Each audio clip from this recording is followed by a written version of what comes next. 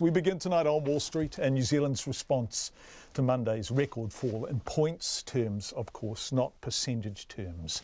It may have been, were yesterday not Waitangi Day and therefore a public holiday, that the New Zealand market would have tumbled in a similarly dramatic fashion.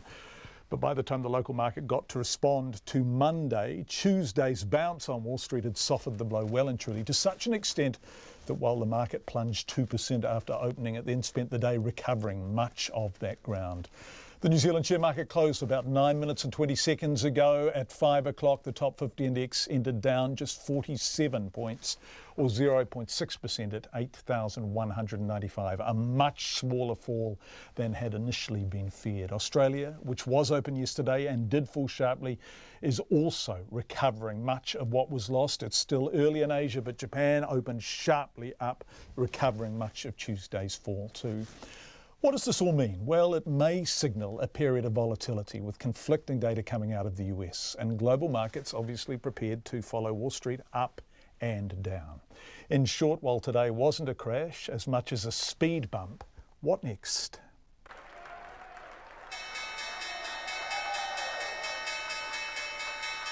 When the market closed, the bell ringers at the New York Stock Exchange grinned and clapped like people who'd unexpectedly survived a disaster.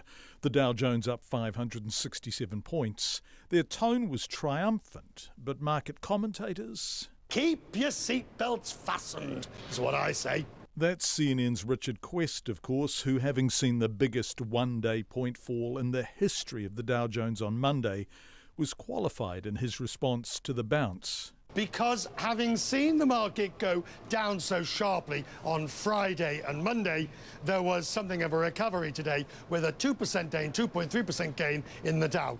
Let us not make too much of this. We would be fools and naive and be silly to believe that this correction or this process is over just because there was one good day. Instead, you have to look at what happened during the day. The wide shifts and the huge volatility that allowed the Dow to go through the best part of 1,200 points. That is going to continue for the next foreseeable future. What has been unusual about the last 14 or 15 months, probably since the Trump election, is the lack of volatility. That's Brad Gordon from Hobson Wealth Partners, formerly Macquarie Private Wealth New Zealand, in their dealing room in downtown Auckland. Philosophically, markets climb the stairs, go down the escalator. This is one hell of an escalator, and I guess gives fright, but on the back of some very, very strong performance over recent years. Our cameraman and I went to visit Brad and his colleagues this morning and found their dealers so calmly watching the New Zealand market trading. It was immediately apparent that whatever losses were unfolding in New Zealand were only denting the long and profitable climb that has preceded them. The NZX 50 for the 12 months to 31 December were up about 22%, so off its highs we're about 4%. So we'll come back to the but this is a correction many people saw as inevitable, even necessary, and according to Richard Quest, it won't be the end of the roller coaster ride. Eventually, a bottom will be found and the market will consolidate around a certain level before it can start to build again. So a good day for the moment, but there's plenty more volatility. I just want to state that, as you probably have noticed, the stock market hit an all-time record high today, over 22,000. In part, the fact that markets don't defy gravity forever has been subsumed beneath a political narrative. It's going to go higher, too, with Donald Trump repeatedly attaching himself to its ascent. Today, the stock market hit the highest level that it has ever been.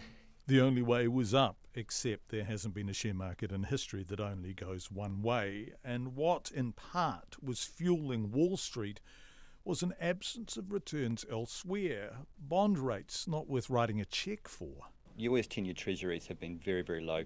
18 odd months ago, they were down at 1.5%. Yes, you heard correctly, bond returns of 1.5%. No wonder so much money went in search of a tailwind elsewhere. But bond rates have been rising. We're back with Brad Gordon and his very calm colleagues in the dealing room in downtown Auckland. So bonds were 1.5%.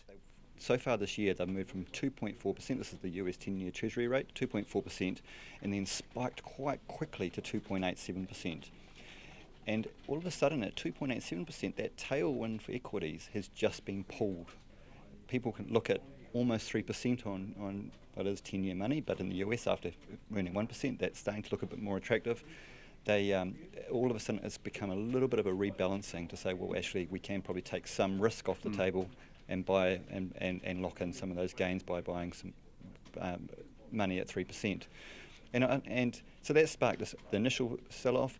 Then I think we get a whole lot of technical signals coming to the market, and there's a lot of tools that are placed, particularly in the US. We call them black boxes, computer signals that when markets hit certain levels, they'll either buy or sell. Wait a sec, so there are pre-programmed levels at which selling just automatically goes in?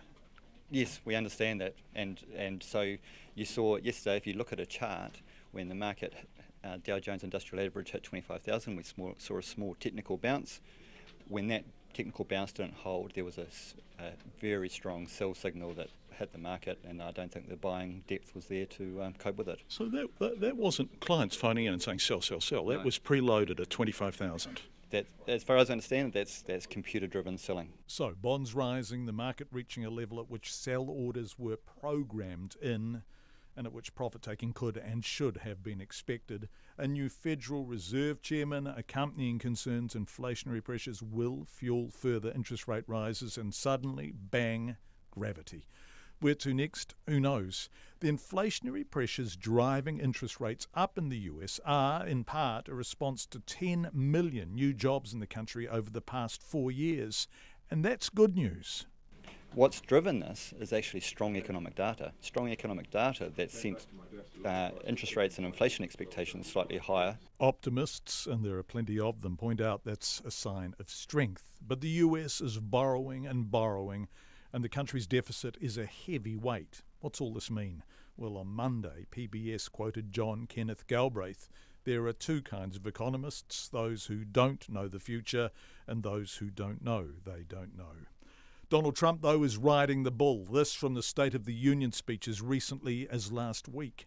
The stock market has smashed one record after another, gaining $8 trillion and more in value in just this short period of time. The great news